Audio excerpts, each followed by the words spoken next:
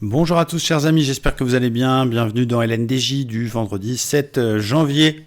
Aujourd'hui, journée très importante puisque nous aurons les NFP aux États-Unis, Non-Farm Payroll, les chiffres de l'emploi qui seront très observés, surtout après les dernières minutes de la Fed qui penche plutôt pour une hausse de taux quasi sûre en octobre et un durcissement du ton de la politique monétaire de la Banque centrale américaine.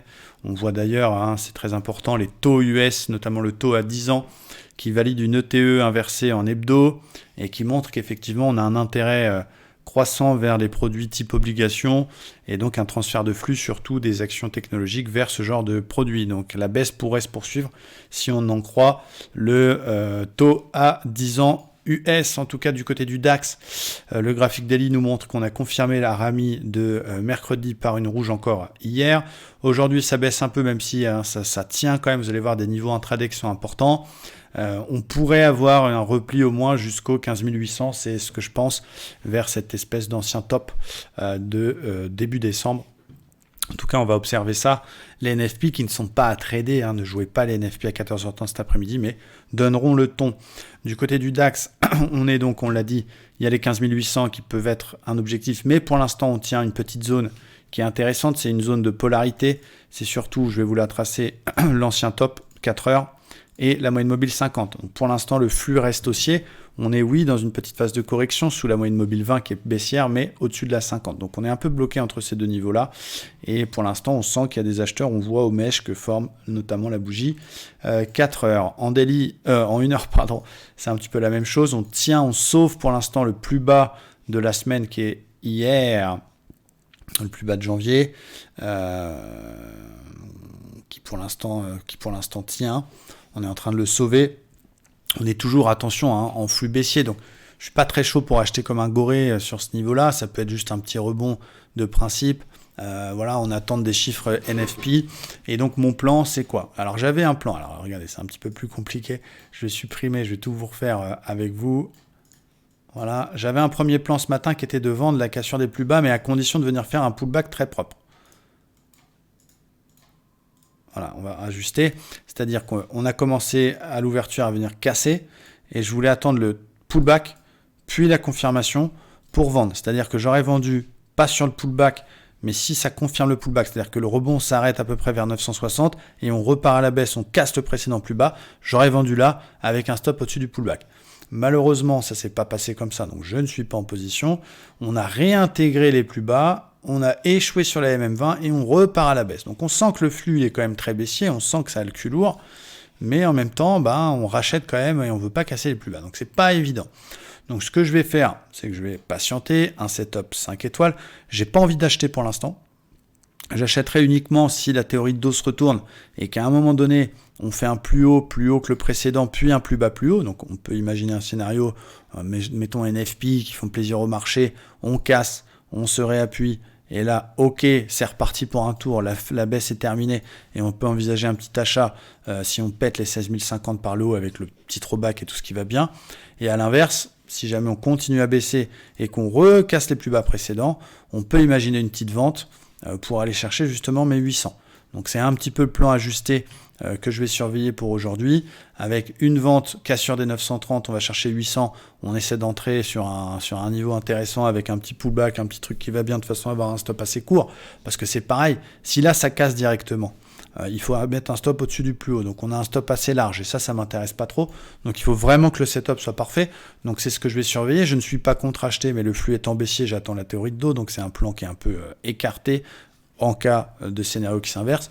Vu que le flux est baissier, je préfère vendre, mais il faut vraiment qu'on casse les plus bas de la semaine, qu'on casse les plus bas précédents, ce qui n'est pas le cas. Donc là, on a un peu le cul entre deux chaises et parfois, il faut un petit peu rester à l'écart.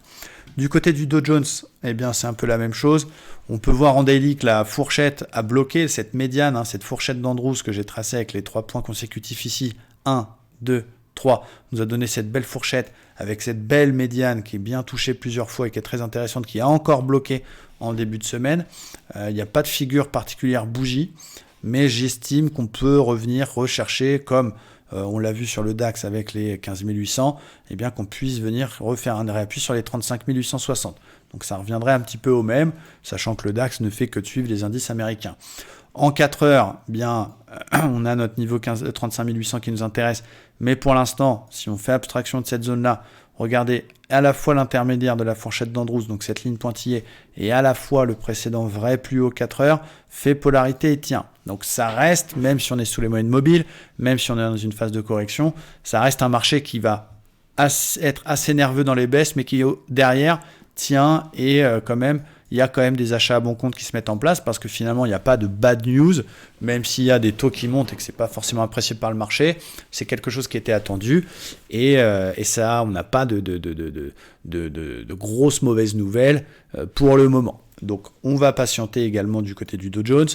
J'ai pas envie de vendre au-dessus d'une zone support potentielle et d'une polarité, sachant que les plus bas sont en train de tenir. Donc, si tu vends avant que ça casse, il n'y a pas de probabilité de succès. J'ai pas encore envie de payer parce que du coup, le flux 1 heure, il est quand même très baissier. Et même si on a des petits rebonds qui sont peut-être intéressants pour les scalpers, des petites divergences 1 minute, ce genre de choses, quand on est un peu plus day trading sur du M15, eh bien, voilà mon plan du côté du Dow Jones. Je vais pas trader les NFP, mais si on pète les plus bas, notamment les plus bas d'hier, là je peux essayer de vendre pour aller chercher mes 880, qui est la zone daily que je vais vous retracer, qui est intéressante ici. Donc ça donne une petite vente intéressante. Cassure des plus bas d'hier. Évidemment, si c'est une belle cassure propre avec le pullback qui va bien, on peut envisager d'aller chercher 880-900. À l'inverse, NFP qui font plaisir au marché. Retournement avec retournement du flux, cassure MM50, cassure précédent plus haut, cassure des 220. Là, on peut essayer de payer pour aller jouer un rebond jusqu'au 400. Donc voilà mon plan du côté du Dow Jones. Donc c'est pas évident. Moi, j'ai pas fait une bonne semaine. Je vais pas vous mentir. C'était une semaine compliquée. Je me suis pas fait éclater non plus. On a eu un beau trade qui est passé mardi sur le Dow Jones, mais hier j'ai pris une paume. J'ai essayé de faire une vente. Je me suis fait stopper. Derrière ça a dégueulé. J'ai eu un peu les boules, mais ça fait partie de notre métier. Voilà, on va pas toujours tout gagner. Des fois, on perd un peu aussi. C'est un marché qui est pas facile. On a eu une grosse baisse en début de semaine. Ça merguez un peu depuis. On a des rebonds violents, mais ça rebaisse aussitôt. Voilà, c'est un marché qui se cherche, qui a pris un chaos avec ces minutes de la Fed mardi soir et qui ne sait pas encore trop s'il veut dégueuler ou pas. On a un attrait pour les taux, ça peut donner un petit peu le tempo et nous dire qu'effectivement la baisse pourrait continuer, mais pour l'instant, force est de constater que techniquement en tout cas, on tient les niveaux importants et même si c'est à le cul lourd, eh bien ça ne veut pas faire de plus bas et donc il faut rester prudent et encore une fois se positionner uniquement sur du 5 étoiles de chez 5 étoiles. Restez prudent, c'est vendredi, NFP à 14h30. Je vous remercie, j'espère que ces LNDJ vous plaisent et je vous dis à très vite. Ciao, bye bye.